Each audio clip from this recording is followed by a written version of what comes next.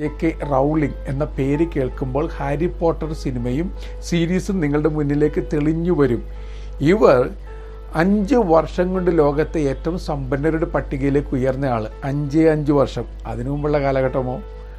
ഭർത്താവ് ഉപേക്ഷിച്ചു പോയി, ഒറ്റ കുഞ്ഞിനെ വളർത്തുവാൻ പെടാപ്പാട് പെടുന്നു, കയ്യിൽ പൈസയൊന്നുമില്ലാത്ത അവസ്ഥ, ഡിപ്രഷൻ ഇവരെ വന്ന് പുണരുന്ന വല്ലാത്ത കരിനിഴലിൻ്റെ സമയങ്ങൾ.